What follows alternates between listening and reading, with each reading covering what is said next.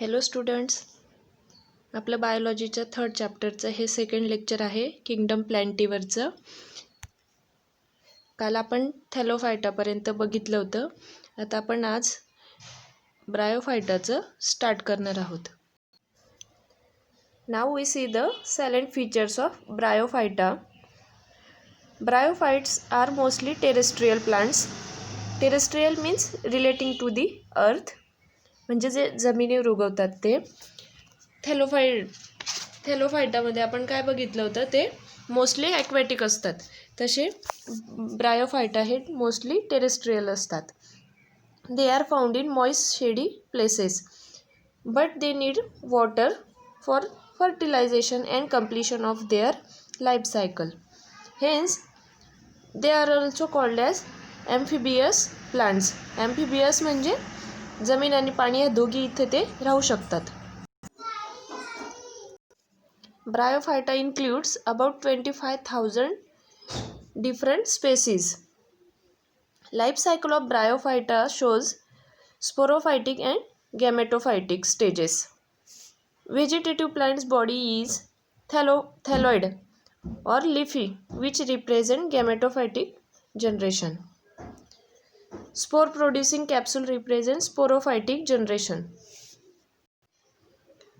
The structure of Bryophyta is root-like structure. Hence, it is also called as rhizoids. Rhizoids means as a root hair-like structure. Rhizoids are unicellular in liverworts, while multicellular in mosses. Now, what is meant by mosses? Mosses is a small flowerless green plant that lacks true roots.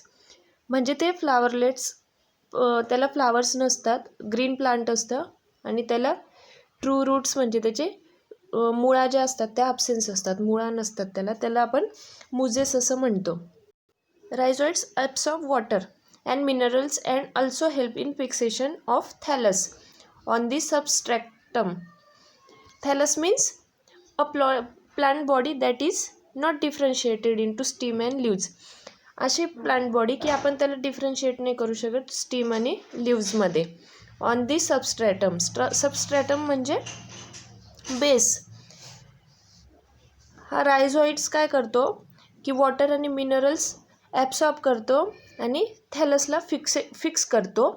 कशावर? बेसवर fix करतो. Bryophytes are divided into 2 groups, liverworts and mosses.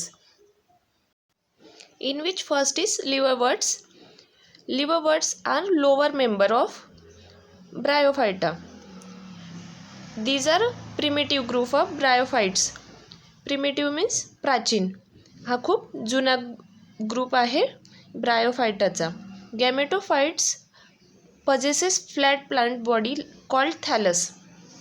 आता त्यातले जे गॅमेटोफाइट असतात ते असे flat प्लॅन्टसारखं body त्याची असते, त्याला आपण थॅलस असं म्हणतो. The thallus is green dorsiventral prostrate with unicellular rhizoids. Example दिलेत आपल्याला रिशिया अँड मार्कान्शिया. आता लिव्हरवर्ट्समध्ये अँथोसेरॉस पण असतात की ज्यांना आपण हॉर्नवर्ट्स असंही म्हणतो. तर त्यांचं थोडं आपण बघू. These members possesses flattened thallus. The thallus produces horny structure, which are called sporophytes. Hence, the name hornworts. आता त्याचं थॅलस जे असतं ते हॉर्नी लाईक स्ट्रक्चर प्रोड्यूस करतं, त्याच्यामुळे त्याला हॉर्नवर्टसुद्धा म्हटलं जातं. Next point is mosses. These are advanced member of Bryophyta which possesses erect plant body. Erect means ताठ किंवा सरळ, आपण स्ट्रेट म्हणतो त्याला erect. Gametophytic phase of the life cycle includes two stages, namely protonema stage and leafy stage. आता जी protonema stage असते त्याच्यात काय होतं, ती काय असते, दी प्रायमरी ग्रोथ स्टेज असते फ्रॉम दी स्पोर ऑफ मोज. and the leafy stage. Leafy stage म्हणजे having many leaves, in which the protonema is prostrate, green, branch and filamentous. It bears many buds. In leafy stage, the leafy stage is produced from each bud. Thus, protonema helps in the vegetative propagation. The leafy stage has erect, slender, stem-like main axis bearing spiral leaf-like structure. म्हणजे ते leafy stage मध्ये काय होतं, erect म्हणजे ताठ, slender म्हणजे slim आणि steam-like structure तयार होतं. त्याला आपण काय म्हणतो, फायलॉइड म्हणतो आपण त्याला. असं लिफी स्टेजमध्ये असं स्ट्रक्चर फॉर्म होतं, त्याला आपण फायलॉइड असं म्हणतो. It is fix in soil by multicellular branch rhizoids. ती जमिनीत असं फिक्स असतं मल्टीसेल्युलर ब्रांचने. This stage bears 6 organs. Vegetative reproduction takes place by fragmentation and budding in secondary protonema. For example Funaria. तर फुनारियाचं आपल्याला एक्झाम्पल दिलं आहे, त्यात आपल्याला कळतं आहे की ते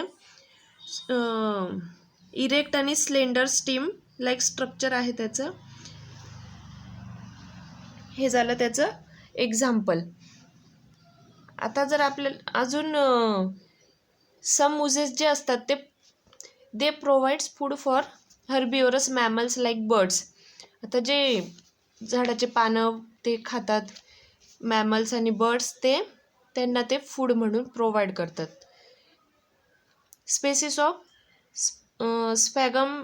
स्पॅग्नम मूज प्रोव्हाइड्स पीट used in a fuel.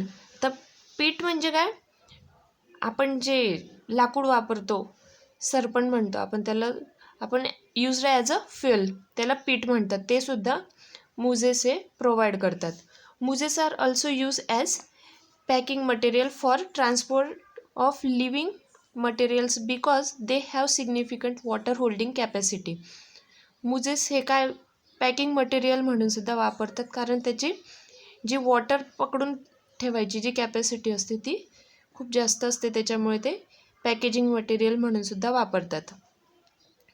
Just like lichens, mosses are the first living beings to grow on rocks. They decompose rocks to form soil and make them suitable for growth of higher plants. आता मुझेस काय करतात, जे Roxx असतात म्हणजे खडे किंवा मोठे मोठे दगड असतात त्याला डिकम्पोज करतात आणि त्याचं सॉईलमध्ये रूपांतर करतात. आणि ही सॉईल कशासाठी वापरली जाते, for the growth of higher plants.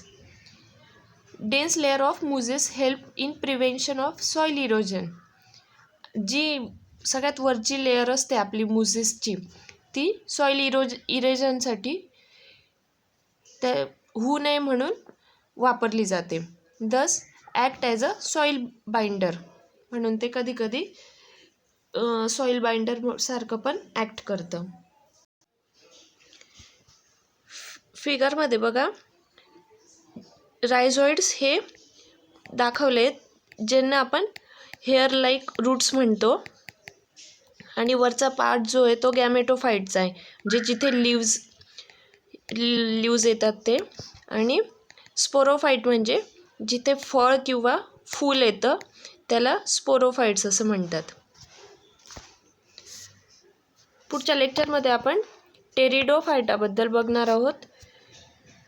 या लेक्चरचा काही प्रॉब्लेम असेल तर तुम्ही मला विचारू शकता.